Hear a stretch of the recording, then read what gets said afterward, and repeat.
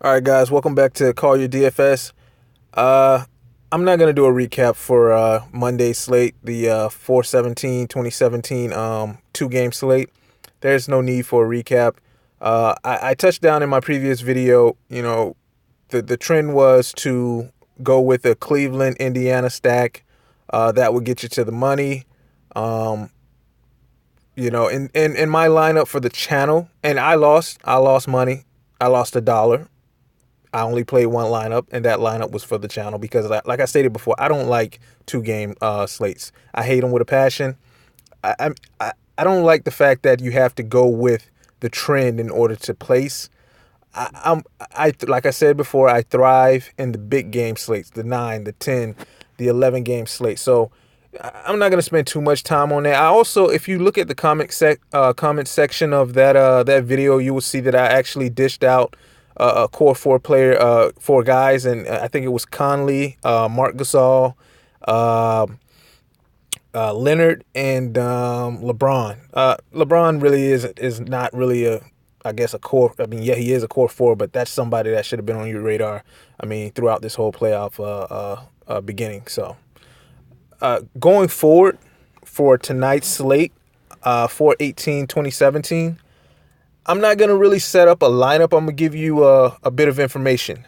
I think by you trying to stack a certain team might not be beneficial. And when I say stack, I mean like a 3-man stack, 4-man stack might not be beneficial.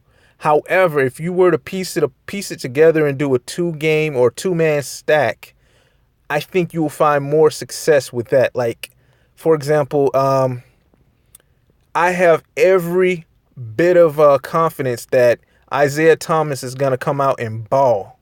I have every bit of confidence that tonight Chris Paul is going to ball simply because, and I'm not going to say I wasn't on him when he first, in game one. I was on him, but I wasn't heavily on him.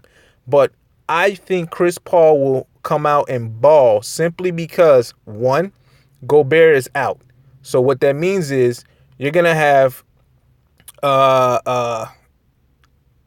shit. I'm at a loss of words right now. Where is he at? Favors, Derek Favors. You're gonna have Favors moving over to the center position, going up against DeAndre Jordan. Now, what that means to me, that means a lot of dish and go assists and options for Chris Paul to Blake Griffin. If I were you, I would go with a Blake Griffin and Chris Paul stack. Now, another good play could be to go with a Isaiah Thomas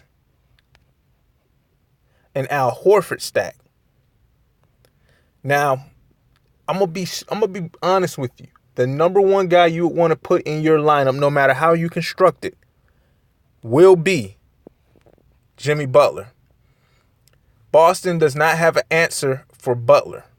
Not only will Butler draw the fouls, Butler will score. He will dish the ball. He will rebound. He will do it all. So Butler is a must play for tonight's 3-game slate.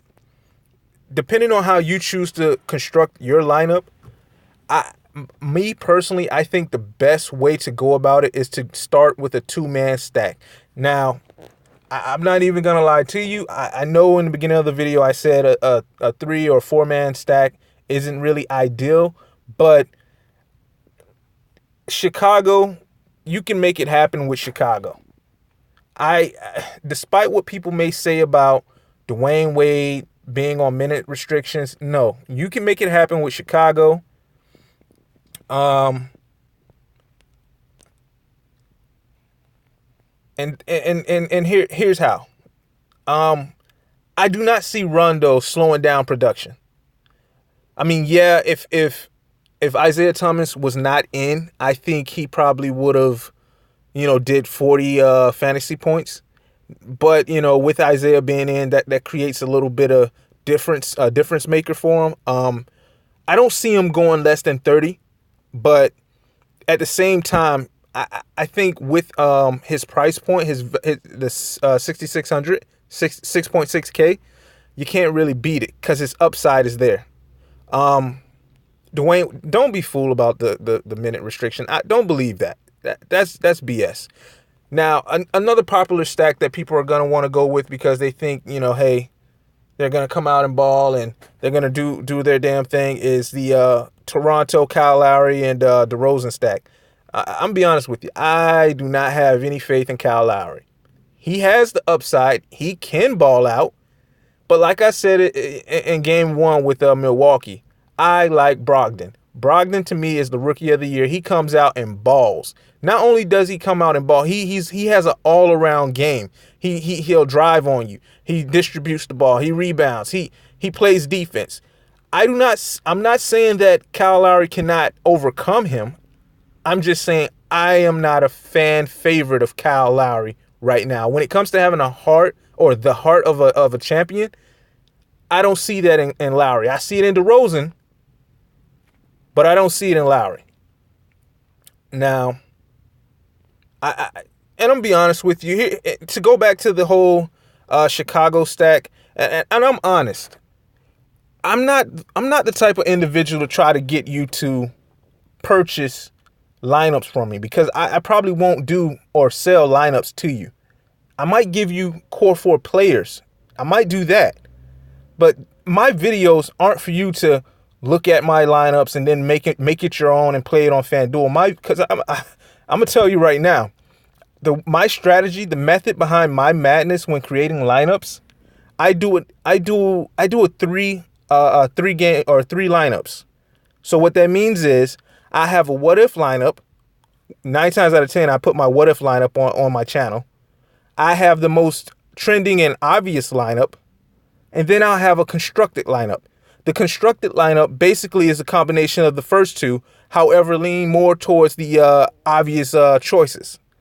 So what I'm saying to you is take my videos in consideration for the information, not for the whole fact that I'm giving you a lineup for you to play. That's not what you should do. What you should do is take in the information, because to be successful in DFS, you need information from not only, you doing your research, but people around you, peers around you. Because to be honest with you, if you look at the Sharks, if you look at people like CSU Ram, it's a group of those guys that sit around and chat with each other and throw out or dish out strategies and find plays that may better suit them. They help each other out by gathering unlimited information. Now, the reason why I say this is, and I said this in my very first video, I'm a subscriber to a lot of different fantasy players on YouTube. Some of them being Cam ATL, Von Harris, and DFS Jerusalem. And you know what? Honestly, to state on something that I was a part of a live chat. I think it was like at 2:00 in the morning or some shit. DFS Jerusalem did a live YouTube stream or whatever. He said something at the end of his video that made sense. He said that a lot of people think rebounding is solely going to go to the center. However, that's a big misconception, because if you have a power forward that's really good at rebounding, that may be the play of the day for you. And the reason why I bring that up is because I'm not here to knock anybody's YouTube channel. I'm not here to say you need not to listen to this person or not to go to their site or whatever. I'm here to tell you that all information is good information, whether you choose to use it or not. If you look at, and I'm going to show you why I bring that up. And shouts out to Mari Simmons, the DFS Jerusalem or whatever. Shouts out to him. The reason why I bring that up, Bobby Portis, for example. Look at his rebounds. 9, 10, 6, 7, 11, 3, 11. They're pretty good. So it matches. It adds up. That's why I bring it up. It adds up. Another thing you might want to know, Boston isn't all that great with the rebound. Now let's take a look at one of the centers that may go overlooked. I mean, he kind of will go overlooked. Not by me. He's probably going to be in one of my lineups, but Robin Lopez. His playoff game with Boston, 26 points, 26 fantasy points, 14 real life points, 10 rebounds. Let's look at what he did prior to that. 13 points, 3 rebounds, 3 assists, 2 blocks, 1 steal, 2 turnovers. Not much of a big fan of the turnovers, but hey, 25 fantasy points.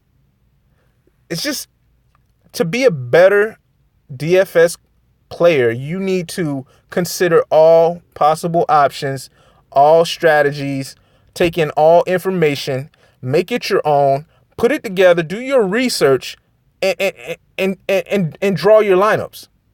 Do not knock one person or another person because you probably don't agree with their approach. Accept their approach. You don't necessarily have to take it or do it.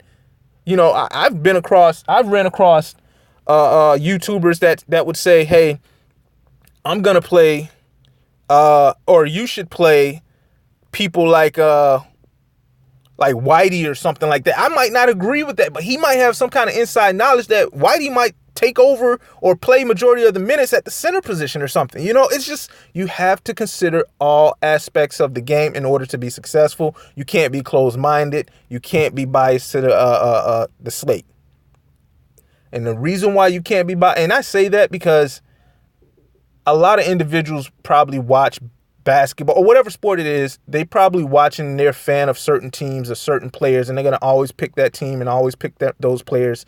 That's not me. I can tell you right now, I'm a fan of basketball. I'm a fan of football. I'm not a fan of baseball. But I tell you what, come next month, you're going to start seeing MLB videos.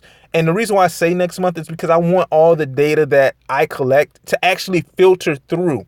I mean, right now, we have a lot of last year's data out there.